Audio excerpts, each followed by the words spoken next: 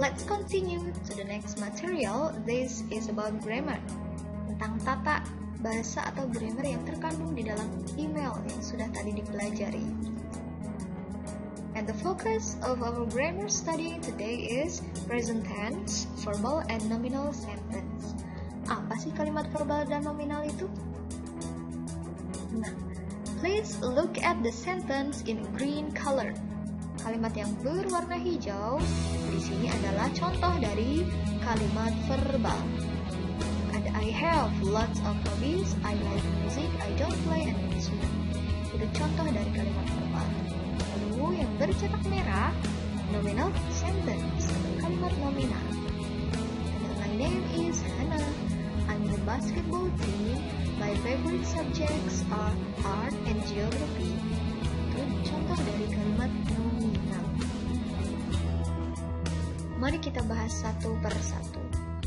Yang pertama, verbal sentence atau kalimat verbal yaitu kalimat yang mengandung kata kerja. Nih, intinya ada di kata kerja. Fungsinya untuk menyatakan kegiatan atau aktivitas. Tapi bentuk kata kerjanya tergantung dari subjek yang digunakan. Kalau subjek yang digunakan dari kelompok pertama, I, you, they, we, atau nama dua orang, Ben and Mike, contoh, atau kumpulan orang yang lebih dari satu. Kalau kelompok pertama ini, maka kata kerjanya tidak doyan S atau tidak usah ditambahi S maupun IS di kata kerjanya. Tapi kalau di kelompok subjek yang kedua ada she, he, it, dan ada nama satu orang, Ben saja misal, atau a student, seorang siswa, yang penting jumlahnya hanya satu, maka dia doyan S. Karena doyan S, kata kerjanya nanti akan ditambahi dengan S atau IS.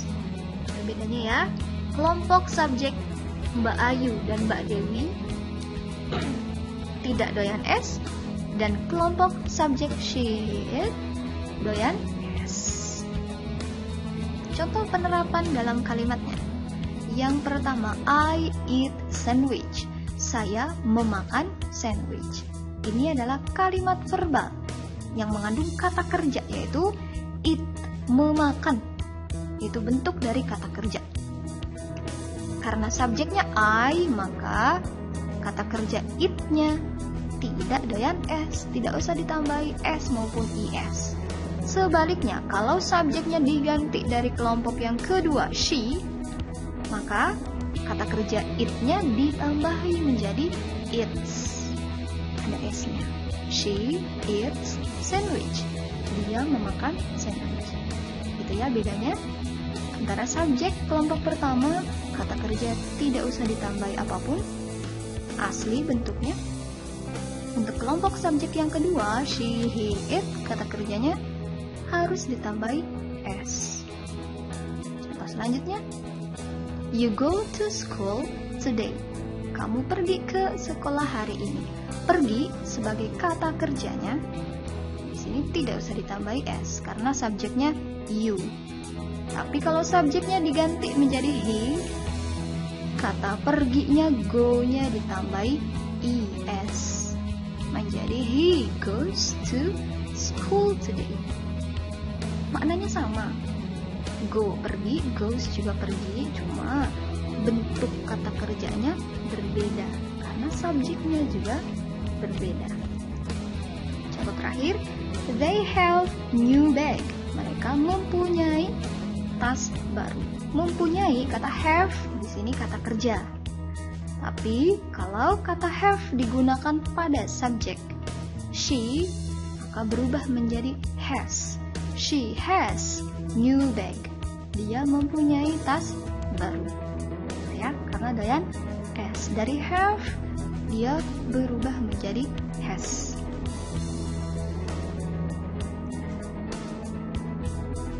Perbedaan intinya ada di kata kerjanya. Now let's focus on the verbal sentence. Verbal sentence itu tadi yang mengandung kata kerja. Ada berapa jenis sih kalimat verbal itu? Yang pertama, positive sentence. Ada kalimat positif, ada juga kalimat negatif, dan interrogative. Bedanya apa? Kalimat positif itu yang menyatakan bahwa seseorang melakukan kegiatan. Kalau kalimat negatif menyatakan kalau seseorang itu tidak melakukan suatu kegiatan. Kalau yang interrogatif, ini adalah kalimat tanya, apakah seseorang itu melakukan sesuatu? Itu ya, bedanya antara positif, negatif, dan interrogatif. Mari kita masuk ke contoh. Kalimat positifnya, they go to school today. Mereka pergi atau berangkat ke sekolah hari ini. Menyatakan kalau mereka melakukan aktivitas. Aktivitasnya atau kerjaannya yaitu pergi ke sekolah. Tapi kalau diubah menjadi kalimat negatif, maka menjadi they don't go to school today. Ada tambahan don't yang maknanya tidak. Mereka tidak pergi ke sekolah hari ini. Negatif. Menyatakan kalau tidak melakukan sesuatu. Terakhir, interrogatif, kalimat tanya. Ada tambahan do di depan. Do they go to school today? Apakah mereka pergi ke sekolah hari ini? Karena kalimat tanya sudah otomatis butuh jawaban. Kalau iya mereka berangkat ke sekolah, berarti jawabannya yes, they do. Kalau ternyata mereka tidak berangkat ke sekolah, berarti no, they don't. Ini jenis dari kalimat verbal. Perbedaan utamanya terletak di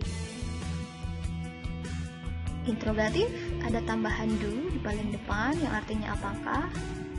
Negatif, ada tambahan don't sebelum kata kerja yang artinya tidak.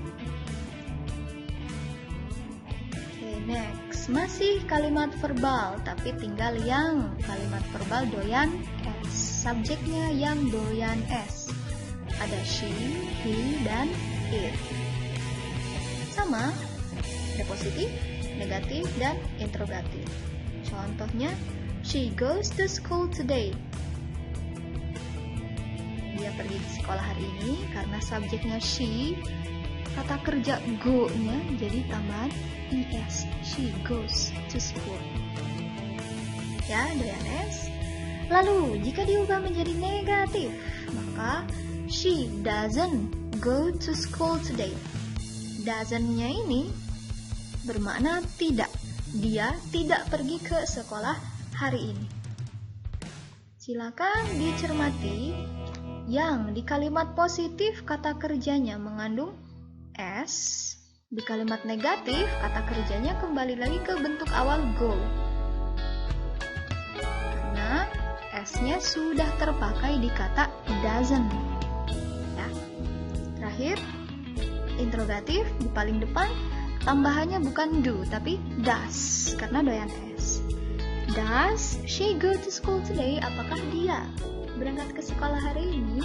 Jawabannya kalau iya, yes, she does. Kalau tidak, no, she doesn't.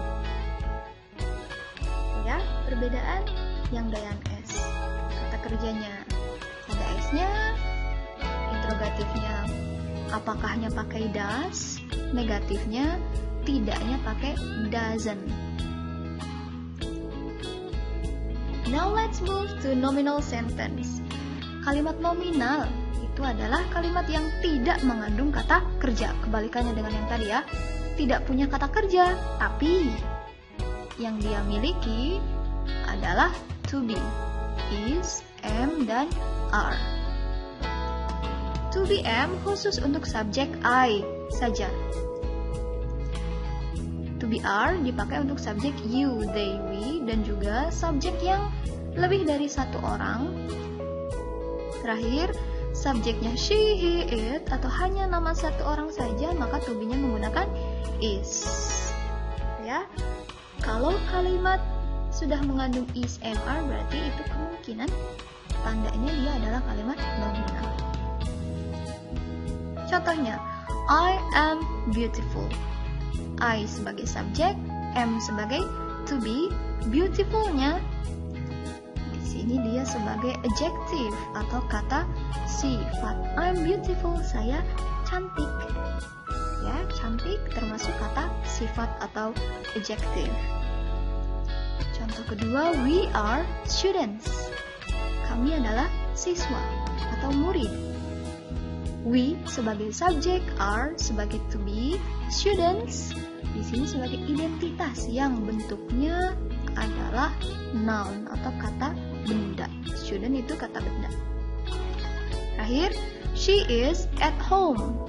She sebagai subjek, is to be, at home sebagai kata keterangan tempat.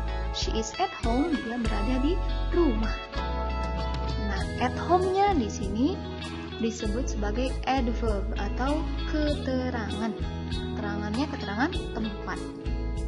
Berarti itu ya, kalimat nominal digunakan untuk satu, mensifati seseorang dengan adjektif. Yang kedua, menyatakan identitas atau nama benda.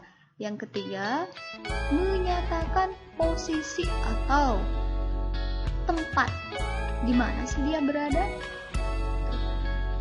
To be-nya selalu diikuti oleh Mbak Ana. A-nya adjektif, N-nya noun, A-nya yang ketiga adverb. Sekarang jenis dari kalimat nominal. Tadi kalimat verbal ada 3 jenis, kalimat nominal juga ada 3 jenis. Ada yang positif, negatif, dan interrogatif. Tapi ini nominal ya, berarti tidak ada kata kerja, yang ada adalah to be. Sekarang kita fokus ke to be is. Contohnya, she is at home. Dia berada di rumah. Itu kalau positif, menyatakan bahwa orang itu ada di rumah. Tapi kalau negatif berarti tidak berada di rumah. Nah, tidak berada di rumahnya, she is not at home. Ada tambahan not-nya. Setelah is langsung ditambah not. She is not at home. Dia tidak ada di rumah. Terakhir, kalau yang interrogatif berarti kalimat tanya, depannya ada apakah. Apakahnya tinggal to be-nya saja ditarik ke balik depan. Is she at home? Apakah dia ada di rumah? Kalau dia ada di rumah, jawabannya yes, she is. Kalau tidak, no, she isn't. Itu kalimat nominal. Sekarang masih kalimat nominal, cuma kita fokus ke to be, are. Kalimat positif, negatif, dan interrogatif. Contohnya, they are at home. Mereka berada di rumah. Karena yang ada di rumah mereka lebih dari satu orang, maka to be-nya pakai are, tidak pakai is lagi seperti yang tadi ya. They are at home. Mereka ada di rumah. Kalau tidak ada di rumah, negatif, jadinya they are not at home. Ada tambahan not-nya. Terakhir, kalimat tanyanya, are they at home? Apakah mereka ada di rumah? Kalau iya, yes they are. Kalau enggak, no they aren't. Tinggal are-nya ditarik ke paling depan saja. So that's all. Thank you. Assalamualaikum warahmatullahi wabarakatuh.